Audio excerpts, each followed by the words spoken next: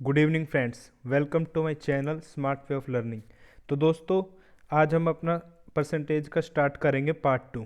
तो दोस्तों, आज इसमें जितने भी इम्पोर्टेंट क्वेश्चन जो एसएससी में आए हुए हैं, ओनली इम्पोर्टेंट क्वेश्चन हम कवर करेंगे और एक टाइप को हम दोबारा नहीं दोहराएंगे।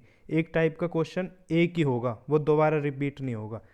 ठीक है दोस्तों, तो हम परसेंटेज को, इस पूरे चैप्टर को 70 प्लस क्वेश्चन में ख़त्म कर देंगे। 70 या 80 क्वेश्चन, इतने ही हम करेंगे क्वेश्चन। उसी में सारे टॉपिक और सारे टाइप है परसेंटेज के कवर हो जाएंगे। ठीक है दोस्तों, और इसके बाद हम अपना चैप्टर स्टार्ट करेंगे रेशियो एंड प्रोपोर्शन वाला।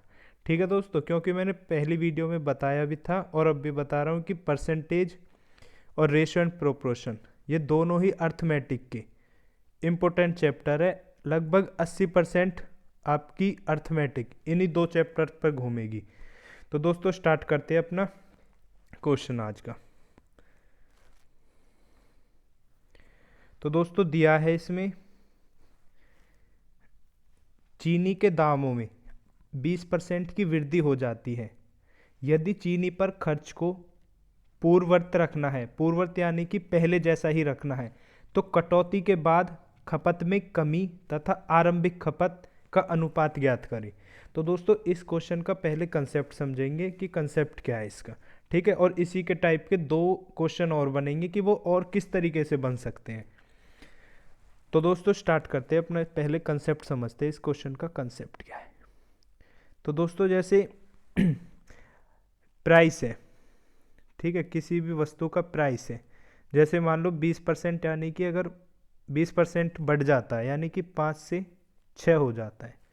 तो दोस्तों, मुझे एक बात बताओ, अगर हम किसी भी वस्तु का प्राइस अगर बढ़ा देंगे तो उसकी जो कंजप्शन है, जो खपत है, वो बढ़ेगी या घटेगी। तो दोस्तों, अगर मान लो कि कोई सेब है, उसका जो प्राइस है वो 5 रुपये है। ठीक है, तो मैं कितने सेब खरीदता हूँ? 6। ठीक है, अगर इसकी कीमत यहाँ पे 6 हो जाती है बढ़ के, तो दोस्तों सीधी सी बात है कि हाँ, मैं कम क्वांटिटी में सेब खरीदूंगा। यानी कि मैं 5 भी खरीद सकता हूँ या फिर 4 खरीद सकता हूँ। तो सीधा सीधा मतलब क्या है कि जो प्राइस और कंजम्पशन, इन दोनों में विपरीत संबंध होता है। अगर मैं किसी भी वस्तु के प्राइस को बढ़ा दूँ तो कंजम्पशन जो होगी उसकी वो गिर जाएगी। ठीक है दोस्तों, अगर प्राइस बढ़ा तो कंजम्पशन गिरेगी, और अगर प्राइस गिरा, अगर प्राइस गिरेगा तो कंजम्पशन बढ़ जाएगी। तो दोस्तों, ये ही इसका बेसिक सा कंसेप्ट है। तो इस पर हम क्वेश्चन करते हैं अपने को जो दिया हुआ है। ठीक है दोस्तों, तो क्या दिया है कि चीनी के दाम हैं वो 5 से 6 हो जाते हैं, यानी कि 20% की वृद्धि होती है। 20% यानी 1/5, यानी कि 5 थी वो 6 हो गई। देखो दोस्तों, प्राइस प्राइस दे रखी है हमें, एक सेकेंड, प्राइस प्राइस दे रखी है हमें, ये हो जाती है 5 से 6। तो दोस्तों, जैसा कि मैंने बताया था, जो कंजम्पशन होगी हमारी वो इसकी विपरीत हो जाएगी, उल्टी हो जाएगी, यानी कि 6 से 5। तो दोस्तों, ये क्या कह रहा है कि खर्च, जो खर्च है वो हमें पहले जैसा ही रखना है। तो दोस्तों, अब यहाँ पे जो एक्सपेंडिचर है वो क्या होगा। तो दोस्तों, मान लो कोई वस्तु है वो 5 रुपये की और मैं 6 चीज़ें खा रहा हूँ 5 रुपये में। तो दोस्तों, जो टोटल खर्चा है वो कितना हो जाएगा यहाँ पे? 30। ठीक है दोस्तों, यहाँ पे भी 30 ही होगा। तो क्वेश्चन में क्या कह रहा है, तो कटौती के बाद खपत में कमी तथा आरंभिक खपत का अनुपात ज्ञात करो। तो दोस्तों, कटौती जो हुई है खपत में, वो कितने की हुई है? पहले 6 कंजम्पशन थी, 6 खपत थी हमारी, अब वो कितनी हो गई है? 5। यानी कि कितने की कमी आ गई? 1 की। ठीक है, और पहली जो कंजम्पशन थी वो थी हमारी 6। तो इन्हीं दोनों का हमें क्वेश्चन में रेशो पूछा है, तो इनका रेशो बताओ हमें।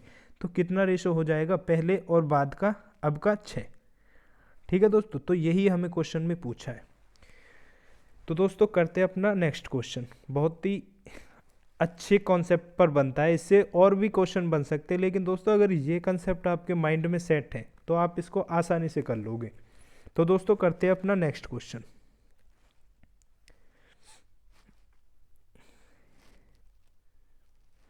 एक गांव में 60% परिवारों के पास एक गाय और 30% परिवारों के पास एक भैंस है तथा 15% परिवारों के पास गाय तथा भैंस दोनों है। यदि कुल परिवारों की संख्या 96 है तो कितने परिवारों के पास एक भी गाय या फिर भैंस नहीं है। तो दोस्तों बहुत ही सिंपल सा क्वेश्चन है और एक कल के कंसेप्ट पे दिया हुआ है। ठीक है, जिस भी स्टूडेंट ने कल वाली वीडियो नहीं देखी है पहले वो जाए उस वीडियो को देखे, क्योंकि उसी कंसेप्ट पर ये बेस है। तो दोस्तों क्या दे रखा है इसमें कि 60%। ठीक है, अब मैं बताऊंगा नहीं वो कंसेप्ट क्या है। ठीक है, बस इतना बता रहा हूँ कि हाँ P + P और बराबर बोथ P। ठीक है दोस्तों, यही कंसेप्ट है कल वाला ही।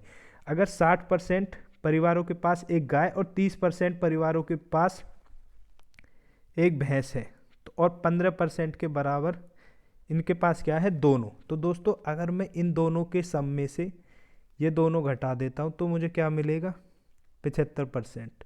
तो दोस्तों ये 75% क्या है, ये 75% वो है जिनके पास गाय और भैंस दोनों हैं। तो दोस्तों अगर 75% के पास गाय तथा भैंस दोनों हैं तो ऐसे कितने होंगे जिनके पास गाय तथा भैंस दोनों नहीं है। तो आप बोलोगे कि अगर टोटल 100 है तो गाय तथा भैंस जिनके पास नहीं है वो होंगे हमारे 25। ठीक है दोस्तों, और वो कह रहा है कि अगर परिवारों की कुल संख्या यानी कि अगर 96 है तो कितने परिवारों के पास एक भी गाय या भैंस नहीं है। तो दोस्तों अगर कुल परिवारों की संख्या 96 है लेकिन क्वेश्चन में कितनी है, हमारे हमने जो परिवारों की संख्या है वो 100 दे रखी है। ठीक है, यानी कि अगर 100 की वैल्यू हमें 96 दे रखी है तो 25 की कितनी वैल्यू होगी। तो आप बोलोगे 25 चौका 100 और 24 चौका 96। तो दोस्तों 24 ऐसे परिवार होंगे 100 में से जिनके पास ना तो गाय है ना ही भैंस। तो दोस्तों बहुत ही इंपॉर्टेंट क्वेश्चन है, कल वाले कंसेप्ट पर ही बेस्ड था। ठीक है, लेकिन इसमें वैल्यू दे रखी थी कुल परिवारों की संख्या। तो दोस्तों करते हैं अपना नेक्स्ट क्वेश्चन।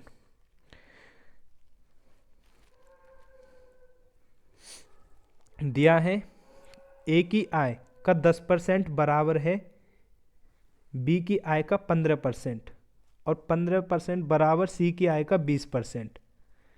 यदि तीनों की आयों का योग 7800 है तो बी की आय ज्ञात करो। दोस्तों बहुत ही सिंपल क्वेश्चन है, लेकिन क्यों लिया है, इसमें एक रेशो वाला रूल लगेगा इसलिए बस। ठीक है दोस्तों, ये इसमें दे रखा है यदि ए की आय का 10% यानी कि ए की आय का 1/10 बराबर है बी की आय का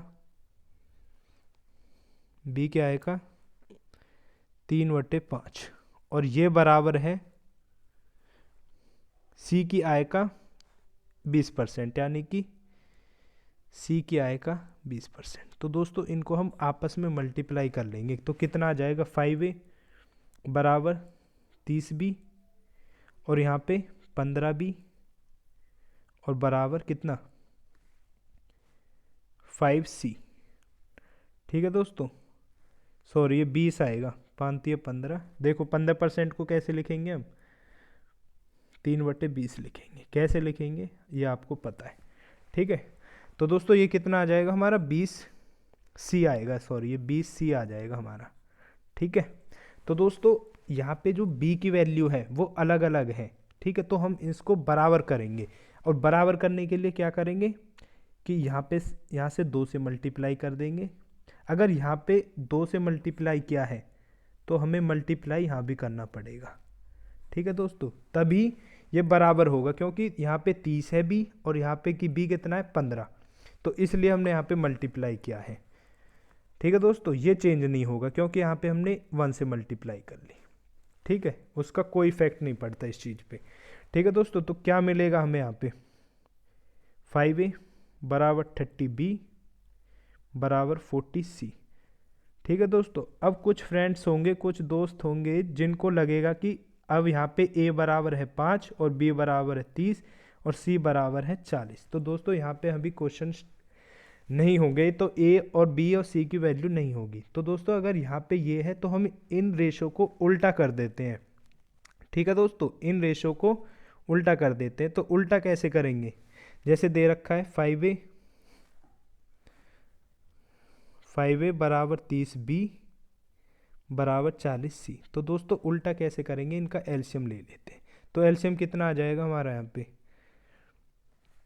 120, नहीं हाँ 120 लेते हैं, ठीक है। तो कितना आ जाएगा 24, कहीं पे गड़बड़ कर दी क्या, 1 मिनट। ए का 10%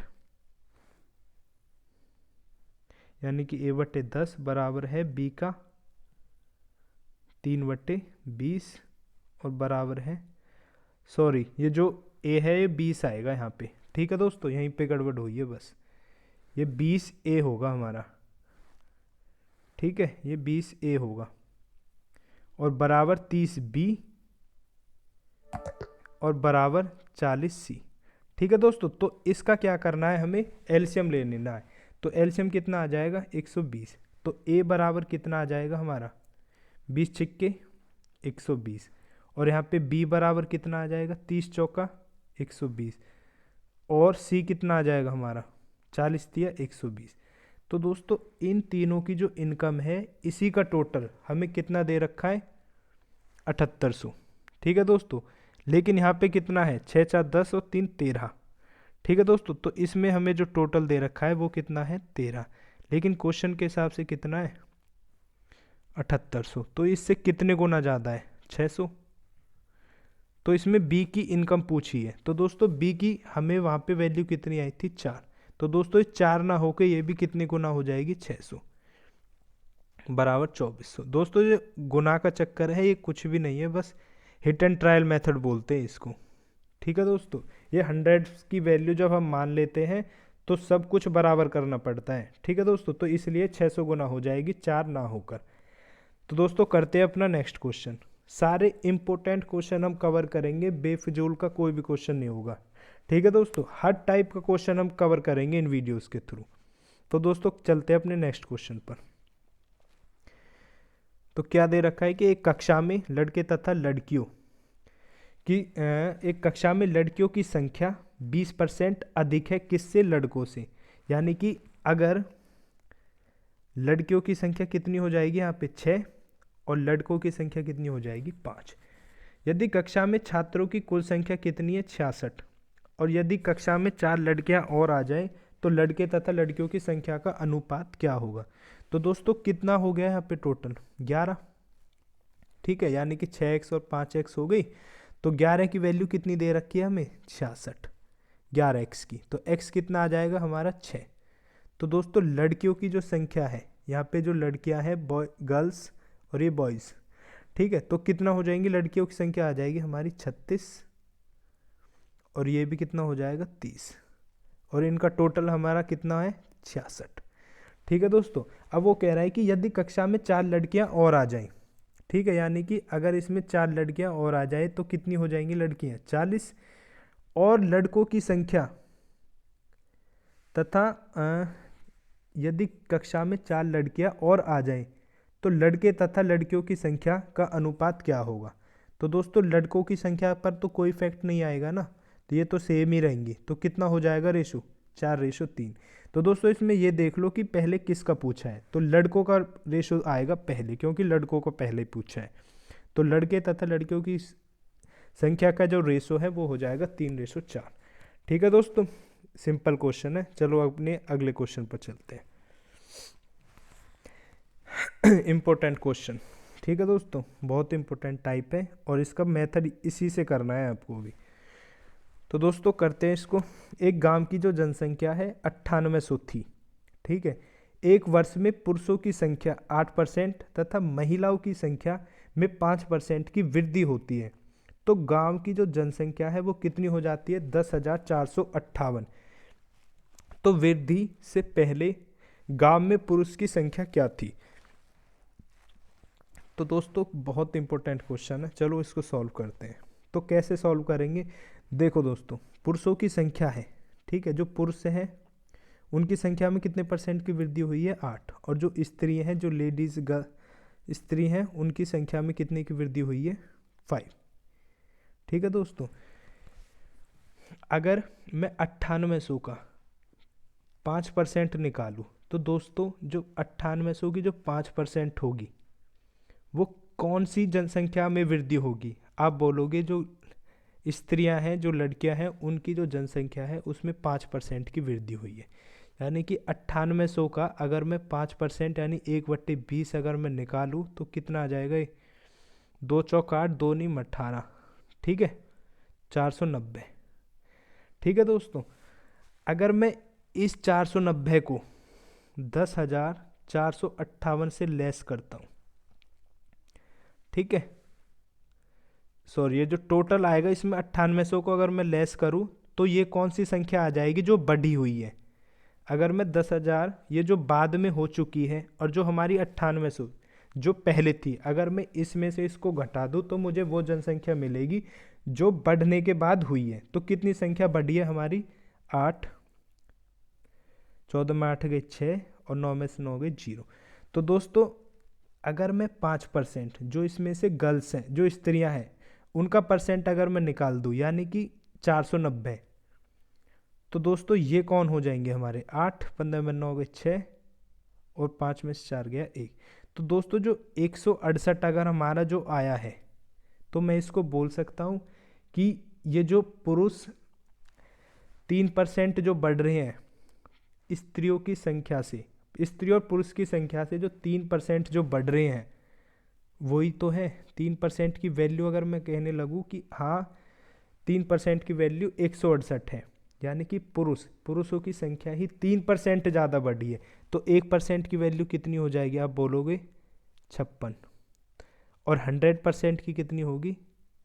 5600। ठीक है दोस्तों, और 5600 ही हमें इस क्वेश्चन का आंसर है, और यही हमसे पूछा है कि हाँ गांव में पुरुषों की संख्या क्या थी। ठीक है दोस्तों, तो अगर हम इसमें से और भी तरीके के क्वेश्चन अगर बनाना चाहें तो 5600, अगर इसमें से क्या पूछ सकता है आपसे अगली बार की 8% इस बार स्त्रियों की संख्या में वृद्धि हुई है और 4% पुरुषों की, तो बढ़ी हुई जनसंख्या बताओ, या फिर पहले घटी हुई जनसंख्या बताओ। तो दोस्तों आपको इस तरीके से क्वेश्चन को सॉल्व करना है, अप्रोच लगानी है इसमें, और किस किस तरीके से क्वेश्चन बन सकता है। ठीक है दोस्तों, तो तरीका यही रहेगा सॉल्व करने का इसको। ठीक है, तो चलते हैं अपने नेक्स्ट क्वेश्चन पर। किसी वस्तु पर शुल्क उसके वर्तमान मूल्य का 40% कम कर दिया जाता है। ठीक है दोस्तों, कोई वस्तु है उस पर शुल्क उसके वर्तमान मूल्य से कम कर दिया जाता है, कितने? 40%। तो उसकी खपत कितने प्रतिशत बढ़ाया जाए ताकि उससे प्राप्त आय पूर्ववत रहे, यानी कि पहले जैसी रहे। यानी कि जो शुल्क है, यानी कि कुछ भी उस पर कुछ भी वो लगाया है, शुल्क लगाया है, 40% कम कर दिया जाए। यानी कि 40% को क्या लिखते हैं हम? 2/5। ठीक है दोस्तों, कैसे लिखते हैं? 40/100 बराबर 2/5। ठीक है दोस्तों, सिंपल सी बात। अगर वो बोल रहा है कि अगर इस शुल्क को, यानी कि जो प्राइस है, इसको अगर मैं 5 से ये 3 कर देते हैं, 2 घटा दिया तो 3 ही तो बचा। ठीक है, 5 से 3 कर दिया जाए तो कंजम्पशन पे क्या फ़र्क पड़ेगा? ठीक है, उसकी पर तो 3 से 5 हो जाएगी। ठीक है, सिंपल सी बात है, 3 से 5 हो जाएगी। तो इसकी कंजम्पशन को कितने प्रतिशत बढ़ाया जाए कि इससे प्राप्त आय सेम ही रहे, यानी कि 3 से 5। अगर 3 से 5 बढ़ानी है तो कितनी बढ़ानी पड़ेगी? 2, और ये बढ़ानी किस पर पड़ेगी? 3 पर, यानी कि 2/3, और ये कितना आ जाएगा हमारा? 66 से ही 2/3%। ठीक है दोस्तों,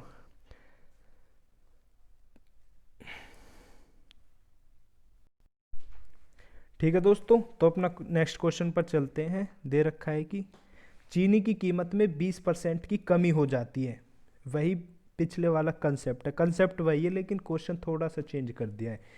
तो क्या कह रहा है कि चीनी की कीमत में 20% की कमी हो जाती है, यानी कि जो प्राइस है चीनी का, जो प्राइस है वो कितना हो जाता है? 5 से 4। ठीक है दोस्तों, तो कंजम्पशन कितनी क्या हो जाएगी इसकी? 4 से 5। ठीक है, कंजम्पशन बढ़ जाएगी। ठीक है, तो वो क्या कह रहा है कि एक व्यक्ति है अब 36 रुपये में 500 ग्राम चीनी अधिक खरीद सकता है, तो प्रति किलोग्राम चीनी की आरंभिक कीमत क्या थी?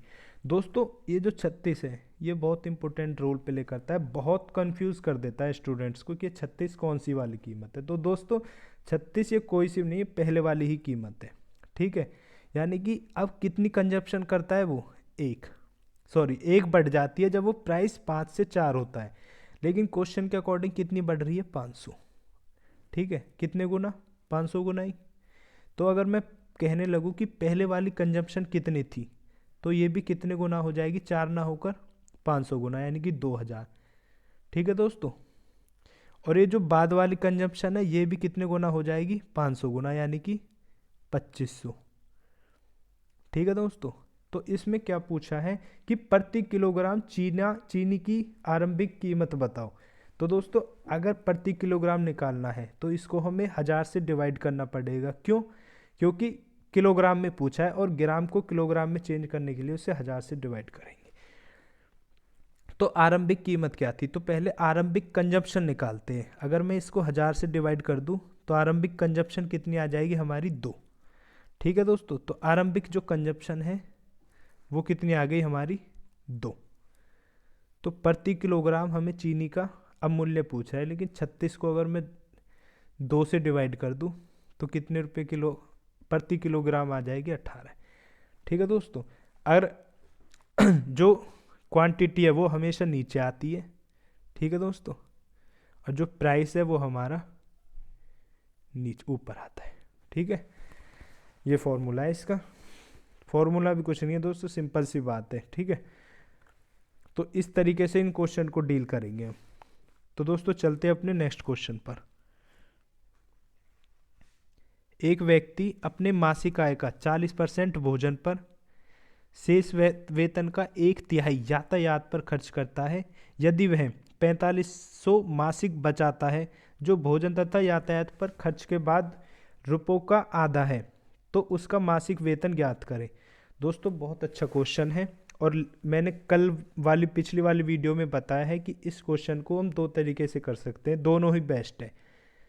तो दोस्तों क्या कह रहा है कि 40% अगर भोजन पर खर्च कर देता है, यानी कि अगर 5 उसकी आय थी, 40% को कैसे लिख सकते हैं हम, 2/5। अगर 5 उसकी इनकम है और वो 2 खर्च कर देता है, ठीक है, 2 एक्सपेंड कर देता है, तो कितना बचेगा हमारे पास, 3।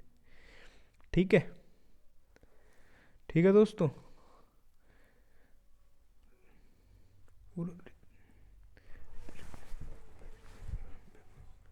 ठीक है दोस्तों, ठीक है। अगर 5 उसकी टोटल इनकम है और वो 2 खर्च कर देता है, तो कितनी बचेगी, 3। और फिर वो बोल रहा है कि शेष वेतन का 1/3 यातायात पर खर्च कर देता है, यानी कि अगर 1/3 यानी कि 1 खर्च कर देता है, अगर टोटल इनकम उसकी 3 थी और 1 खर्च कर दी, तो क्या बचेगा, 2। ठीक है दोस्तों,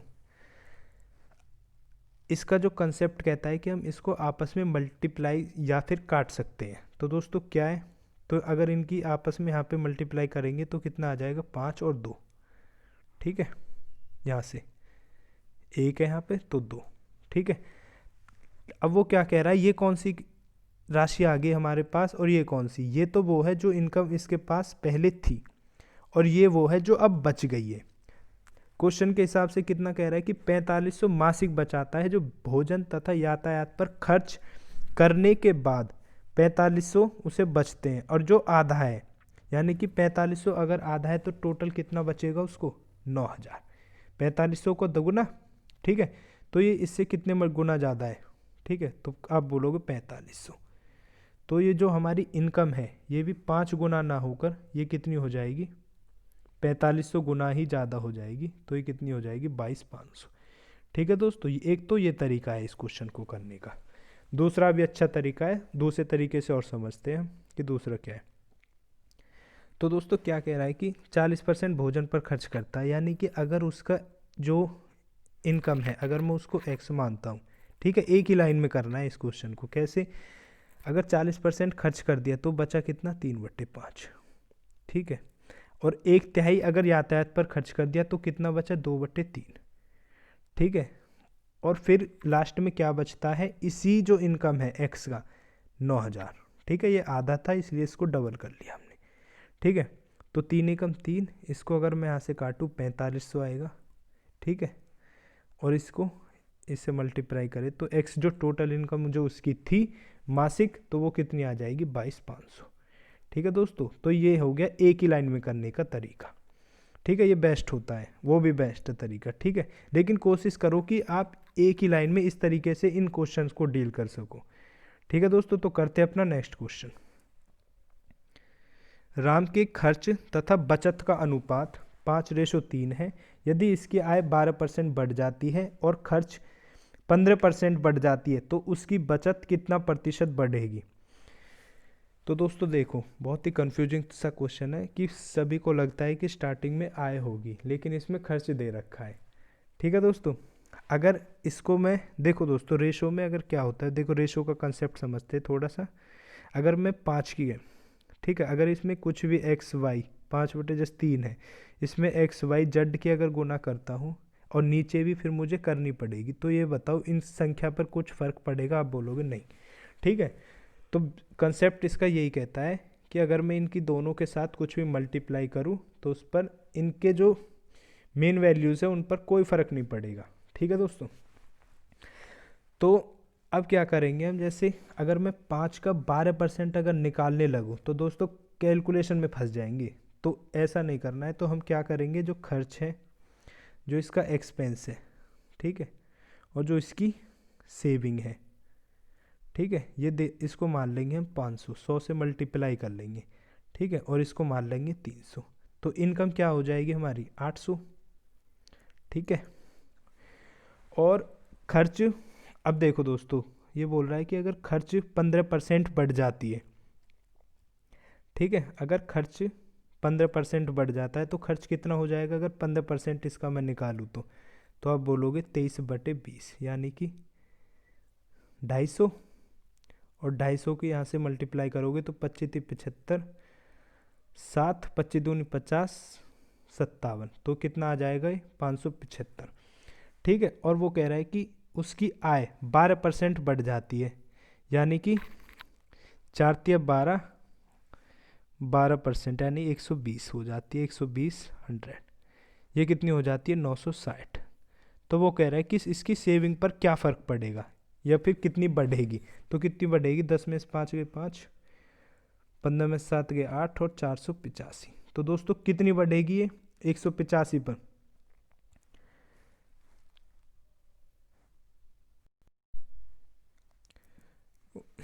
तो दोस्तों स्टार्टिंग से स्टार्ट करते हैं इस क्वेश्चन को, इसमें प्रॉब्लम होगी। राम के खर्च तथा बचत का अनुपात दे रखा है हमें कितना, 5 और 3। तो इसको दोस्तों हमने 500, ये क्या है इसका खर्च, ठीक है, और इसकी जो सेविंग है वो कितनी है 300। ठीक है, तो इनकम कितनी होगी 800। अब वो कह रहा है कि जो इसकी आय है 12% बढ़ जाती है, अगर इसका 12% निकालो तो 800 का 12% कितना होगा 120, 960 हो जाएगा ये। ठीक है दोस्तों, और इसकी जो खर्च है वो कितना परसेंट बढ़ जाता है 15%। तो दोस्तों अगर मैं 500 का 15% अगर निकालूँ तो कितना हो जाएगा 750। ठीक है, तो वो यही कह रहा है क्वेश्चन में कि इसकी सेविंग पर क्या डिफरेंस आएगा। तो दोस्तों अगर मैं अब सेविंग निकालूँ तो कितनी आएगी 210। ठीक है, तो दोस्तों 300 थी, ठीक है, अब कितनी हो रही है वो 210। ठीक है, तो कितने की कमी आ गई इस पर। ठीक है, तो उसकी बचत है। दोस्तों इसमें कैलकुलेशन थोड़ी सी ऑफ हो गई है, इस थोड़ा कंफ्यूजिंग सम है, तो इसको चलो स्टार्टिंग से करते हैं दोबारा, सॉरी। तो क्या है कि इसमें जो एक्सपेंस है हमारा वो कितना दे रखा है 500। ठीक है, इसको मानते हैं 500, और जो इसकी जो सेविंग है वो कितनी दे रखी है 300। तो दोस्तों इनकम क्या हो जाएगी हमारी 800। तो दोस्तों इसका जो 12% है, इसमें जो कैलकुलेशन दिक्कत हुई थी 12 को 20 मान लिया था, इस वजह से दिक्कत हुई है।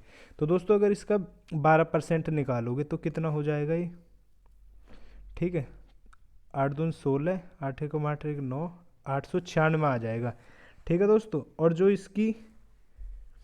इसका जो एक्सपेंस है अगर इसका 15% निकालोगे, ठीक है, यानी कि 23/20, ठीक है, तो ये कितना आ जाएगा आपका 575।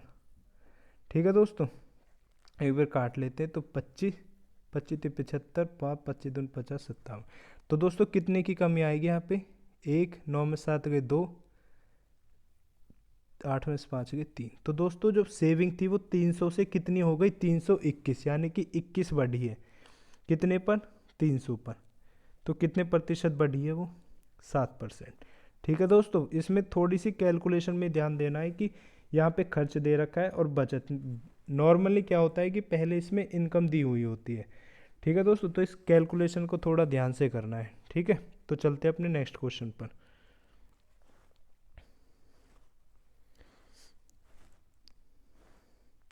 एक गांव की वर्तमान जनसंख्या 67,600 है और 4% की दर से प्रतिवर्ष बढ़ रही है। तो 2 वर्ष पहले गांव की जनसंख्या क्या थी। दोस्तों सिंपल सा क्वेश्चन है। 4% यानी कि 1/25, यानी कि 25 थी वो 26 हो रही है। यानी कि अगर 25 थी तो अगले साल कितनी हो गई, 26। ठीक है, यहाँ पे फर्स्ट ईयर थी, यहाँ पे सेकंड ईयर, फिर 26 हो गई। तो दोस्तों यहाँ पे कितनी हो गई 2 साल बाद, यहाँ पे 625 है और यहाँ पे कितनी है, 676। ठीक है दोस्तों, लेकिन वो 676 नहीं है, इसका 100 गुना है। ठीक है, जो क्वेश्चन में दे रखा है हमें।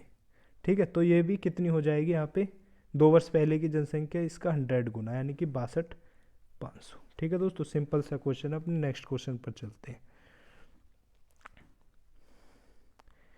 एक छात्र को विज्ञान में 300 में से 32% अंक प्राप्त होते हैं। तो 2 भाषा के विषयों में से 200 में से कितने अंक प्राप्त करने होंगे कि ताकि कुल प्रतिशत है जो उसका 46% हो जाए, यानी कि टोटल जो मार्क्स हैं वो कितना हो जाए, 46%। एक बार तो उसको प्राप्त करने हैं किस में से, 300 में से, और दूसरी बार करने हैं 200 में से। तो दोस्तों हमें यहाँ पे जो टोटल मार्क्स चाहिए वो कितने चाहिए, 500 का 40%, यानी कि कितना हो जाएगा ये, 5 अंक 30, 5 अंक 20 और 3 23। ठीक है दोस्तों, तो हमें 230 अंक चाहिए। तो दोस्तों कैसे कैसे ले रहा है वो, 300 में से पहले 32% ले लिए, तो वो कह रहा है कि जो 200 में से उसे कितने अंक लेने चाहिए कि टोटल प्रतिशत 46% हो जाए। तो दोस्तों हमें कितने अंक चाहिए, 230। ठीक है, 230 अंक लेने हैं हमको। तो 300 में से अगर 32% ले रहा है तो वो कितने ले लिए उसने, 300 का 32%, यानी कि 96।